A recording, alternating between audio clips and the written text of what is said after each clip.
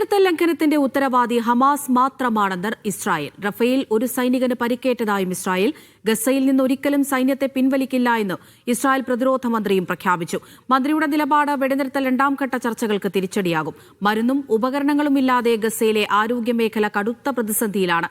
അധിനിവിഷ്ട west ബാങ്കിൽ കൂടുതൽ കുടിയേറ്റ പദ്ധതികളുമായി ഇസ്രായേൽ. MCA നാസർ വിവരങ്ങൾ നൽകാനായി ചേരുന്നുണ്ട് ദുബൈയിൽ നിന്ന്. നാസർ, ഈ വെടിനിർത്തൽ ലംഘനത്തിന്റെ ഉത്തരവാദി ഹമാസ് ആണ് എന്നാണ് ഇസ്രായേൽ പറയുന്നത്. വെടിനിർത്തലിന് ശേഷമുള്ള ഈ കരാറിന് ശേഷമുള്ള അവിടുത്തെ കാഴ്ചകളൊക്കെ നമ്മൾ കാണുന്നതാണ്. പിന്നെ എങ്ങനെയാണ് ഇവർക്ക് ന്യായീകരിക്കാൻ കഴിയുക?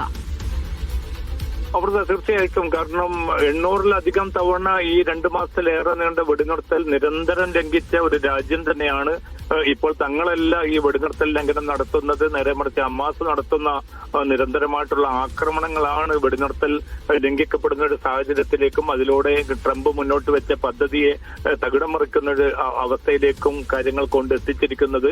അതുകൊണ്ട് ഹമാസ് ആണ് ഇതിന് വിശദീകരണം നൽകേണ്ടതെന്ന ഒരു വിശദീകരണ കുറിപ്പ് അല്ലെങ്കിൽ പ്രഖ്യാപനമാണ് ഇസ്രായേൽ പ്രധാനമന്ത്രി ബെന്യാമിൻ നെതന്യാഹു ഇന്ന് നടത്തിയിരിക്കുന്നത്. കാരണം ഈ മാസം 29-ന് അമേരിക്കയിലേക്ക് പുറപ്പെട്ട് അവിടെ ട്രംപുമായിട്ടുള്ള നിർണായക ചർച്ച നടക്കാനിരിക്കുന്ന ഒരു ഘട്ടത്തിൽ തങ്ങൾക്കെതിരായിട്ടുള്ള ഒരു പ്രതിരോധം രൂപപ്പെടുത്തുക, തങ്ങൾ നടത്തിയിരിക്കുന്ന ആക്രമണം ഹമാസിനുള്ള തിരിച്ചടിയാണ്.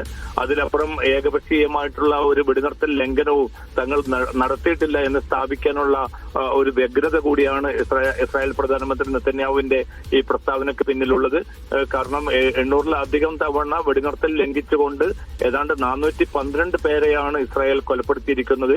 1113 പേർക്ക് ഇതിലൂടെ പരിക്കേൽക്കപ്പെടുന്ന ഒരു സാഹചര്യം ഉണ്ടായിട്ടുണ്ട്. ഇന്ന് പോലും ഒരു കുഞ്ഞ് ഗസയിൽ കൊല്ലപ്പെട്ടിരിക്കുന്നു. നിരവധി പേർക്ക് പരിക്കേറ്റതായിട്ടുള്ള റിപ്പോർട്ടുകൾ പുറത്തു വരുന്നു. ആ ഘട്ടത്തിലും പറയുന്നത് റഫേൽ തങ്ങളുടെ ഒരു സൈനികന് സ്ഫോടക വസ്തു പൊട്ടിത്തെറിച്ച് പരിക്കേറ്റു. ആ സ്ഫോടക വസ്തു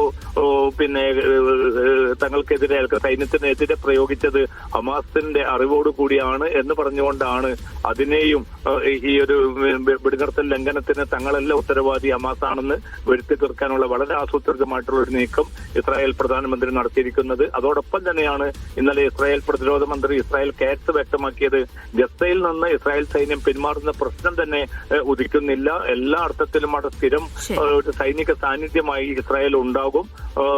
ട്രംപിന്റെ സമാധാന പദ്ധതി ഒന്നും അതിന് തടസ്സമാകില്ല. കാരണം അത് ഇസ്രായേലിന്റെ സുരക്ഷയ്ക്ക് വളരെ അനിവാര്യമാണ്.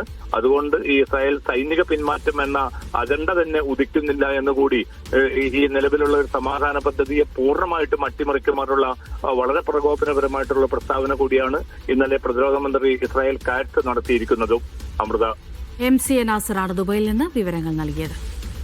തിരുപ്പിറവി ആഘോഷത്തിൽ വിശ്വാസികൾ.